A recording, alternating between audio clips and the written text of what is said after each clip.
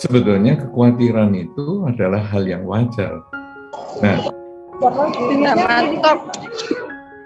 hanya saja kita jangan berhenti pada kekhawatiran, tetapi menjadikan kekhawatiran itu sebagai kehati-hatian, awal kehati-hatian. Kita tentu ada ketakutan untuk gagal di masa depan. Tapi sekarang bagaimana ya saya mempersiapkan kalau saya seandainya gagal? Ibaratnya mungkin, kalau sekarang kita mau kuliah itu kalau selesai, ya saya mencapai apa yang saya cita-citakan, lulus sarjana sebagai sarjana apa tadi ini. Tapi kalau saya tidak berhasil karena berbagai hal, mungkin karena faktor saya sendiri, misalnya kemampuan otak saya tidak mencukupi, atau mungkin terjadi perubahan di dalam keluarga sehingga orang tua tidak bisa menyekolahkan saya dan lain sebagainya, maka saya harus mengambil alternatif lain. Jadi seandainya saya lulus, maka saya akan melakukan ini. Tapi seandainya saya tidak lulus, saya akan melakukan ini. Jadi balik lagi ke istilah krisis ini, bagi saya sebetulnya tidak terlalu sehebat itu, cuman kita perlu membuat ini ada hati-hati, kita menjaga, jangan kita lalu ditakut-takuti dengan, wah ini ngeri loh, ini kalau kamu sampai nggak lulus ngeri loh. Nggak lulus jadi ini satu resiko kehidupan, karena hidup ini hanya ada pilihan berhasil atau tidak berhasil. Nah sekarang kalau berhasil apa yang kita mau lakukan, tidak berhasil kita evaluasi. Ini seperti itu, sama dengan Pangeran Siddhartha ketika berusaha untuk mencapai kesucian tadi. Ketika meninggalkan istana, ya sudah saya mau berjuang. Kemudian beliau berusaha belajar bertapa dengan Udaka Ramaputa, Alara Kalama. Loh kok nggak berhasil? Ya nggak apa-apa, dievaluasi. 6 tahun kan sia-sia. Iya memang 6 tahun, tapi bukan sia-sia bagaimana? Ya kita perbaiki. Nah, kemudian sistematika yang diajarkan oleh guru-gurunya itu diperbaiki oleh Pangeran Siddhartha, sehingga beliau bermeditasi dengan caranya beliau sendiri, dan akhirnya beliau mencapai tujuannya, yaitu mencapai pencerahan. Yang tadi awalnya beliau meninggalkan istana itu apa?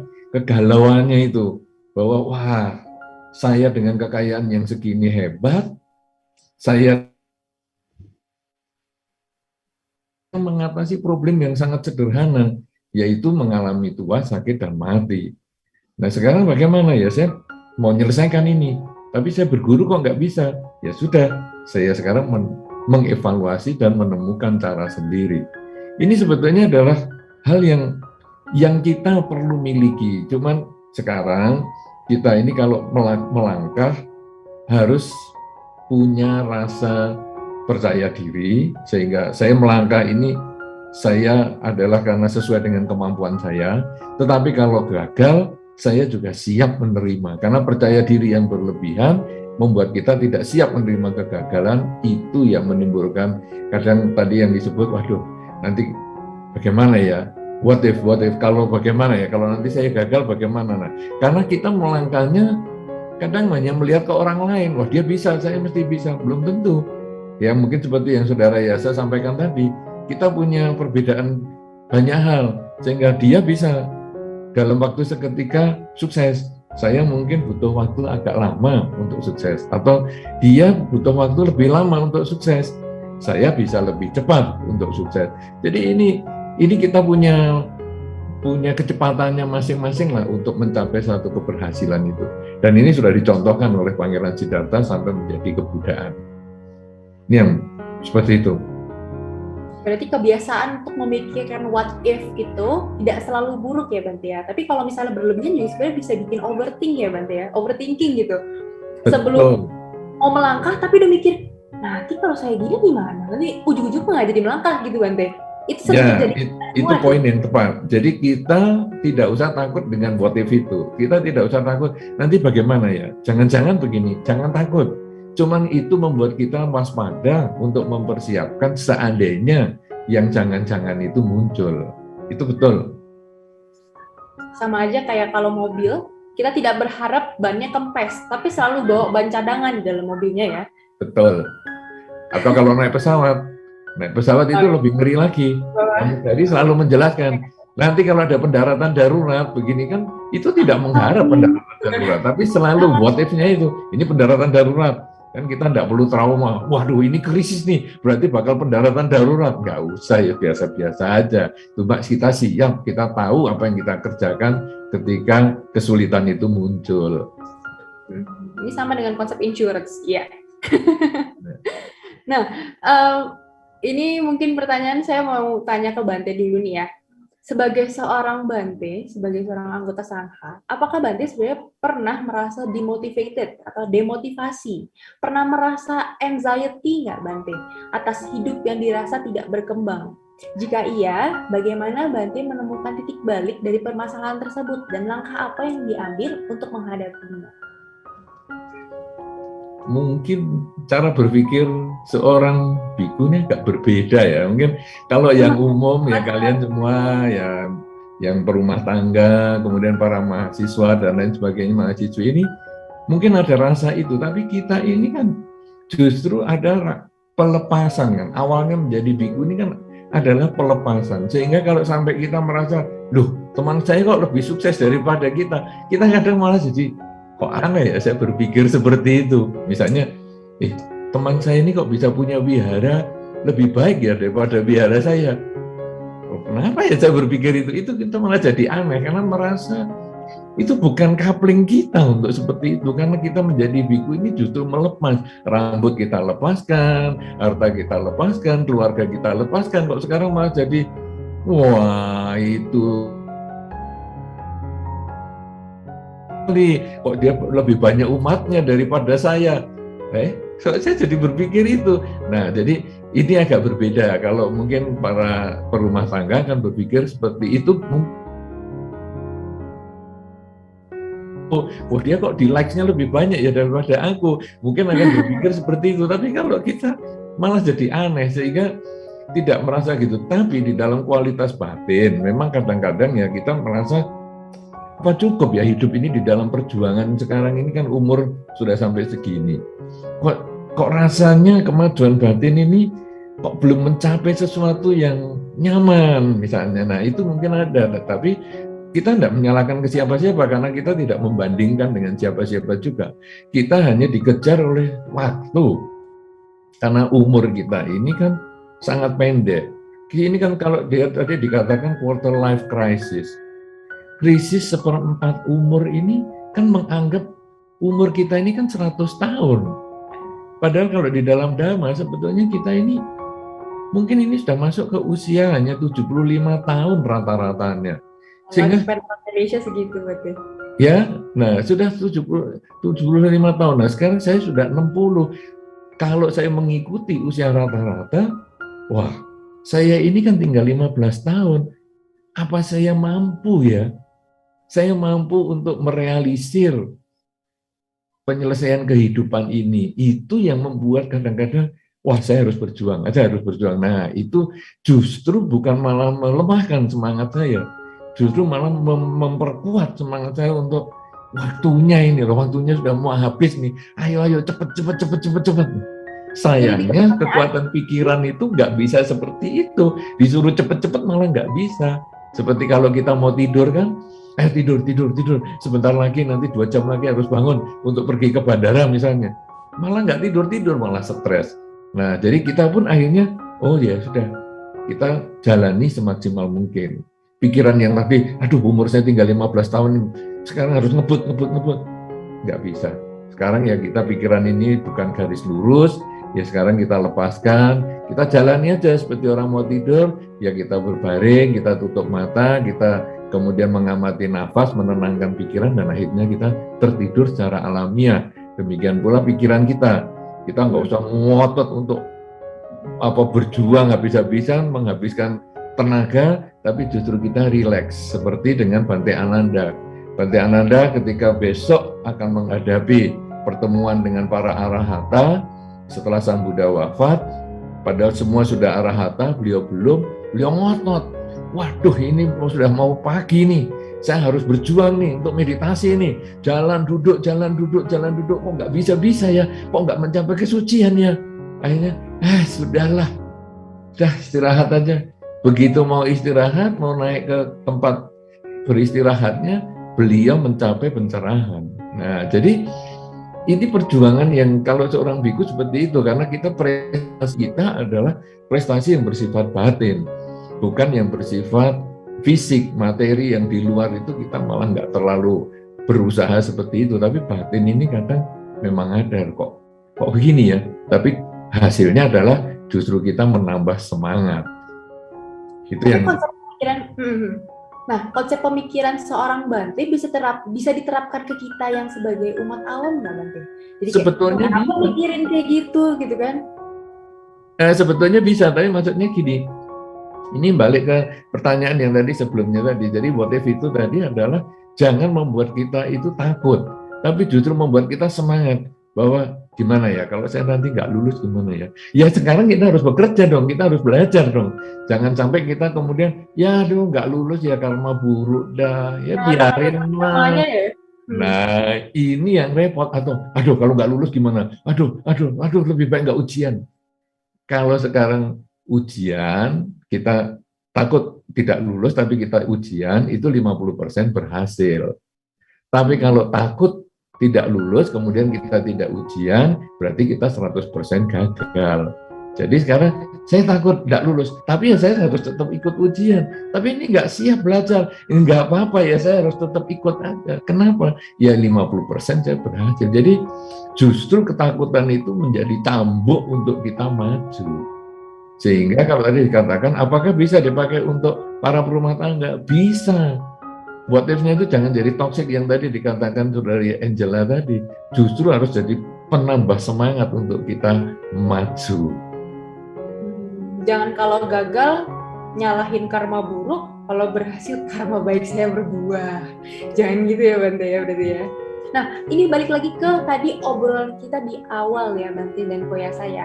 Kita sempat ngomong tentang membandingkan diri sendiri dengan kesuksesan orang lain itu sangat mudah sekarang. Semudah kita buka Instagram, keluar negeri dia, dia menang ini, gampang banget kita melihat perbedaan apa yang terjadi di hidup kita sama orang lain. Kita tadi sempat Koyasa bilang, kita cenderung melihat keburukan yang our lowest point dan dibandingkan dengan orang yang maksudnya menunjukkan sesuatu yang the best point yang dia pengen tunjukkan ke kita gitu kan. Nah, tapi gimana caranya kita itu stop membandingkan diri kita, mindset apa yang harus kita tanamkan supaya itu tidak terjadi sering-sering. Mungkin kita membandingkan untuk supaya mendorong kita melakukan hal yang lebih baik, boleh. Tapi kan kadang kita tanpa sadar ya membandingkan malah ke arah jadi yang negatif kan. Nah ini gimana nih menurut Bante nih? Mindset apa yang harus kita tanamkan supaya yaudah jangan membandingin terus gitu? Sebetulnya membandingkan ini malah satu langkah untuk maju loh. Kalau kita tidak pernah membandingkan, gimana kita bisa maju? Kita menganggap kita sudah yang paling hebat dong. Tapi justru kita paling harus membandingkan. Saya biasanya mengambil contoh dengan 5 jari saya ini. Jadi diri kita ini adalah yang di tengah, selalu di tengah.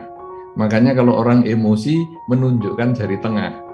Ya, saya tidak akan praktekkan di sini, tapi ini kalau orang emosi itu dia menunjukkan jari tengah. Maksudnya adalah ini loh aku. Nah, sekarang ya jari tengah ke bawah ini ada 2, ke atas juga ada 2, ke arah ibu jari ada 2, ke arah kelingking ada 2. Sekarang kalau kita mau menghitung dengan cara yang mudah adalah dengan nilai uang misalnya. Saya punya uang 1.000, maka kalau saya melihat ke bawah, ada orang yang punya uang Rp500, ada orang yang punya uang Rp100. Saya kalau melihat ke atas, ada yang punya uang 2.000, ada yang 5.000. Kalau saya melihat ke bawah terus, maka saya menjadi sombong. Uang saya 1.000 nih, saya paling banyak. Kamu berapa? 500 itu 100. Kamu apa ini kecil kamu? Tapi kita melihat ke atas, dia 2.000, ini 5.000. Aku uangku 1.000, sangat sedikit, stres, nggak bisa tidur. Nah, sekarang uang 1.000, oke lah saya tambah menjadi 1 juta. 1 juta ya sama. Di bawah ada 500.000, ada yang 100.000. Di atas ternyata ada juga 2 juta dan 5 juta. Jadi sekarang uang 1.000, 1 juta, 1 miliar, 1 triliun, sama aja. 1 triliun ke bawah.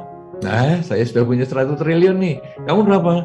500 miliar. Nah ya, kecil. Sudah susah kerja, kamu cuma 500 miliar. Ini berapa? 100 miliar. Lebih kecil lagi. Tapi begitu kita lihat ke atas, wih, dia punya 3 triliun. Di sini 5 triliun. Aduh, 1 triliun ini belum ngapa-ngapa lagi. Stres lagi. Nah, jadi kalau kita lihat ke atas, dia stres. Kita merasa kita paling kecil, minder, tidak termotivasi. Kita merasa usaha saya sudah segitu. Kita menjadi lupa diri. Ya, aku sudah berhasil. Kamu semua sudah aku tinggalkan. Teman-teman sekolahku sudah aku tinggalkan. Tapi kalau kita lihat kelima jari kita akan menjadi orang yang lebih tenang. Kita menjadi orang yang lebih objektif. Bahwa kita ini akan selalu di tengah. Tidak ada posisi paling rendah, tidak ada posisi paling puncak. Dan ini adalah perbandingan. Sekarang, saya melihat yang tinggi, saya tidak menjadikan dia musuh. Saya tidak menjadikan dia ancaman. Tetapi saya menjadikan dia sebagai pelajaran. Kenapa dia bisa sukses? Ya, nah kalau tadi Saudara Yasa menyampaikan misalnya, wah dia bisa sukses mungkin karena dia sudah punya privilege dari keluarganya lah, dari lingkungannya lah. Oke, tapi kalau seandainya saya tidak punya, apa yang bisa menggantikan saya? Nah, mungkin kalau tadi yang disampaikan Saudara Yasa tadi kan adalah menghargai hal yang kecil dan lain sebagainya, sehingga merasa dirinya ini ya ada kesuksesan di bidang sendirilah, yang levelnya sendirilah, tidak harus seperti dia, tapi saya sudah mulai sukses dan lain sebagainya. Ini sebetulnya kita menjadikan yang di atas kita ini sebagai pelajaran, supaya kita berusaha untuk mencapai ke sana, meningkat ke sana. Tapi kita juga jangan melupakan yang di bawah, bahwa yang di bawah ini pun juga pelajaran. Kenapa mereka tidak sukses? Kenapa mereka bisa kalah sama saya? Ya, nah ini kalau sekarang kita bicara, kalau tadi misalnya Saudara Yasa kan ngomong yang jurusan yang berbeda, misalnya yang satu jurusan ekonomi, satu kedokteran misalnya. Tapi sekarang sama-sama jurusan kedokteran, sama-sama jurusan ekonomi. Saya sudah bekerja keras, dia juga bekerja keras, kok dia nggak berhasil, kenapa? Ini juga jadi pelajaran. Di dalam Dharma, kelemahan orang itu bukan kesempatan kita untuk menekan dia.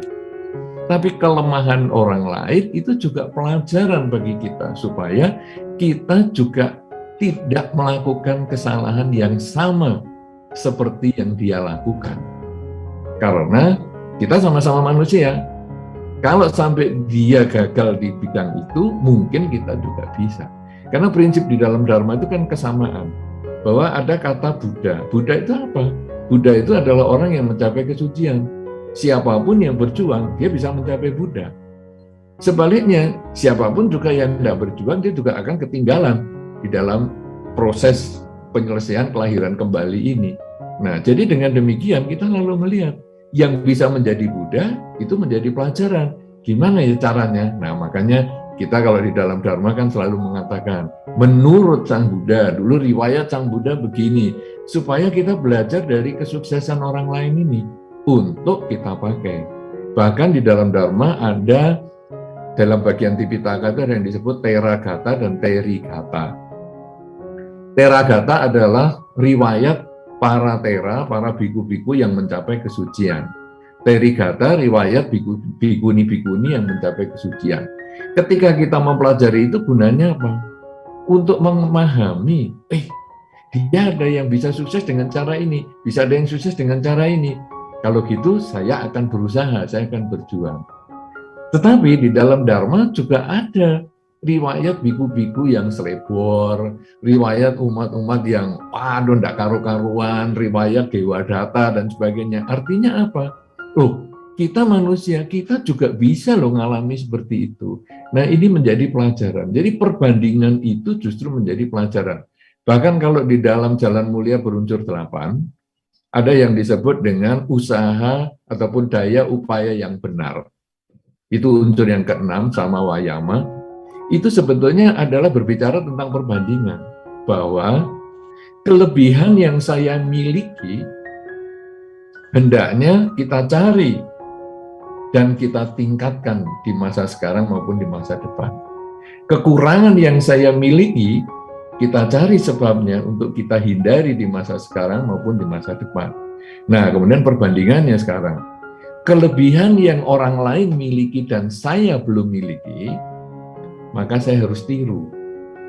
Supaya saya bisa meningkat di masa sekarang maupun di masa depan.